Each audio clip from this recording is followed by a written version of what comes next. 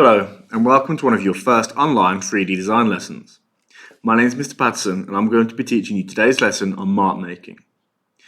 Considering you have 3 hours of 3D design per week, myself, Mrs. Wilson, and Miss Blundell will be setting 1 hour of 3D design work per week. You'll complete that work to the best of your ability, submit the work online, and we'll give you feedback on how you can improve your work or how well you've done on the task. I've started off today's lesson with a quote from an artist, Pablo Picasso, who I like, and if you want to pause the video now to think about the quote, then go ahead. To start off the lesson, I wanted to go through this familiar sheet that is in the front of your folders. Now, obviously you have 4 different assessment objectives that you are going to be graded on. Your first assessment objective, AO1, is to develop ideas through investigations. Basically, this is artist research. This is worth 25% of your grade. This is why it's very important, although it might be quite difficult, that you try and complete artist research to the best of your ability online, submit it to us so we can mark it and give you feedback upon that. But 25% is a big chunk of your grade, and your artist research counts towards a lot of that, so it's important that you do complete it. AO2, a lot of this is to do with experimenting with materials and using them. Now, this is going to be quite difficult whilst you're learning online, but we're going to try our best to facilitate you guys with materials and for you to complete this assessment objective. Again, it's worth 25%. AO3 is what we're going to be learning today. It is basically drawing and recording different ideas relevant to your projects. And AO4 is another 25%, is your final piece, your final outcome. This is obviously going to be difficult as well, doing that at home. So we're going to save this for when you come back into school. So today's lesson, AO3, is the little poster. It's basically drawing, but using drawing to record ideas whilst you're drawing, thinking about how you can progress your project, how you can plan forward with that, linking the ideas from the drawings to your actual projects. And really, it's a form of primary research. You're doing a drawing, understanding an object, and learning how you can maybe create that in a 3D model. So, moving on. Today, we are going to be doing some basic form of drawing, well, mark making. So when we do our drawings, we have the skills and abilities to create different tones, textures within our work to improve our drawings.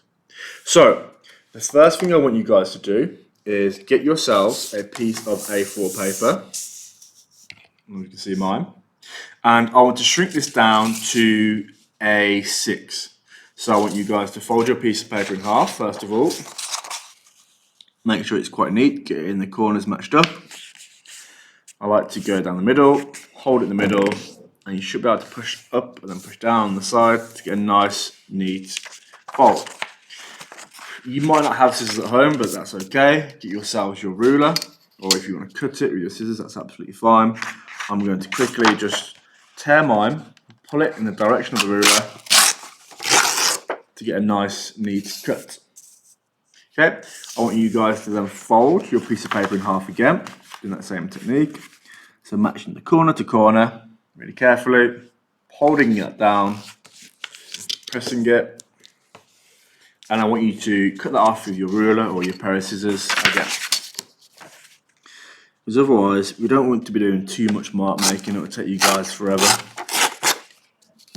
Okay, then I want you guys to separate your piece of A6 paper down into 8 different blocks. You can do that by folding it again, but I've already done one earlier and I prepared myself by doing that. Now, we're going to start from the top left box and move all the way down, then up to the top right box and move all the way down again. So your first box in the top left, what we're going to do is just a gradual gradient of tone, starting from a really light tone and moving down to the bottom right corner to make a really dark tone. So the way we do that is applying various amounts of pressure. So as I come down from the top left, down to the bottom right, I'm going to apply more pressure to my pencil. Just going to move this down so you can see a bit more clearly. There we go. So, I'll start in the top right corner, lightly going over the corner, using the side of my pencil so I get a nice even mark. And as I come down to about here, I might start adding more pressure. So pressing down a bit harder. As I come down to this sort of area now, halfway, adding more pressure, then being a bit more careful to keep it within the box so I don't ruin the other boxes. And moving down to the bottom and adding more pressure. Now it's okay, you don't have to do this all in one go. You can go back over it and add some more tone to make that darker. You can use different directions, make sure you're filling in that box. But I want to see your ability and being able to apply a nice gradient. A gradient is a gradual shift in tone or colour. Okay, I won't go anywhere near the top corner. As I come down here, I'm going to make it a bit darker. And obviously nice and dark in that corner. You guys can have times obviously neaten up your boxes and make them nice and presentable. The next box, we're going to do an example of stippling. So stippling is the act of using little dots. So you guys can do this fairly quick. And it's just about making the dots. For the lighter tone, you want to make sure they're spread out. So nice and sparse. The further apart they are, the lighter the tone. And as you come down to the bottom corner, you want to make sure they're really compact. The more compact they are, the darker the tone you're going to get. Now this box took me a while. My hand started to ache when I did it on this side. But you guys know how to stipple. And this will be a really nice little example in your folders.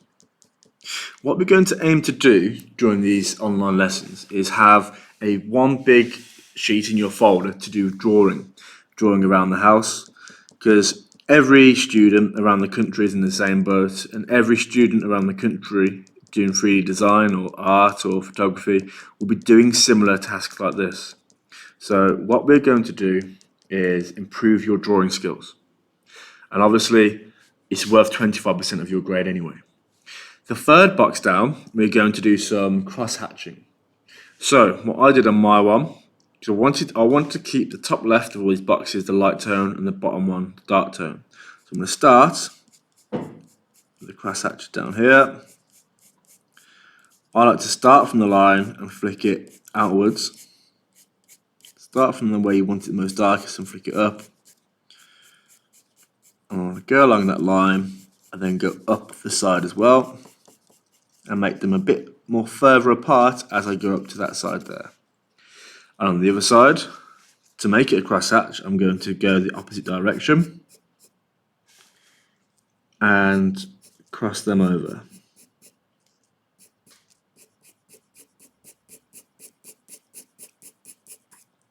Good. Now we need to extend them from the top to make it go a bit further.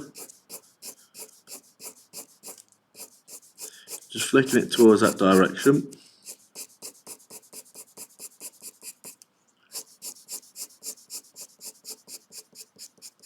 Go up there as well. Make sure you go in the opposite way. As you get to that top corner, maybe make them a bit more further apart. Maybe you could use a lot less pressure.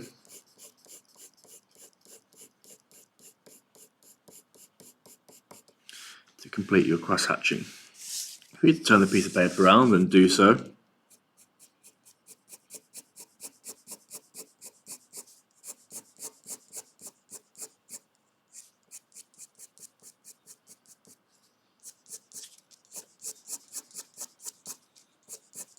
So as a general rule of thumb with stippling and cross hatching is that the closer the lines are, and the closer the dots are together, the more of them you have, the darker the tone you're going to get.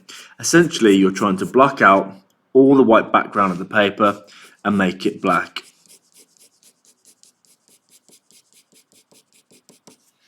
Lots of different lines on that side there. Okay, and keeping that side up there, the top corner, nice and light. Now, The final box down, well, the fourth box down here, we're going to use a technique called scumbling.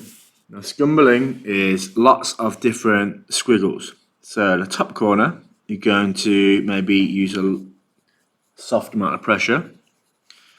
And I tend to do a figure of 8, or try and mix it up a bit and just do some random circles and overlap those circles over one another.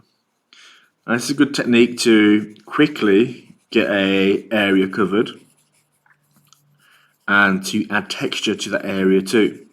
So it could be, I don't know, the skin of a fruit, it could be a tip of a dog's nose, it could be all sorts of textures, depends what you are drawing.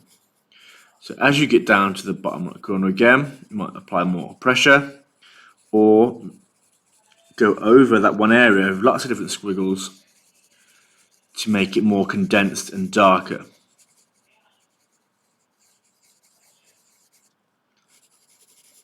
I realise the camera's wobbling quite a bit, but maybe next time I'll get that sorted.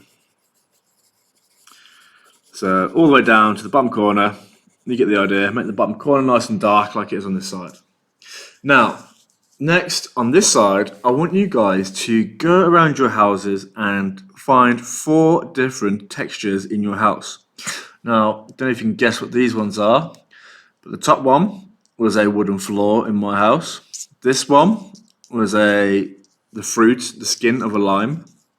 This one was the carpet in my bedroom, and this one is my dog's nose.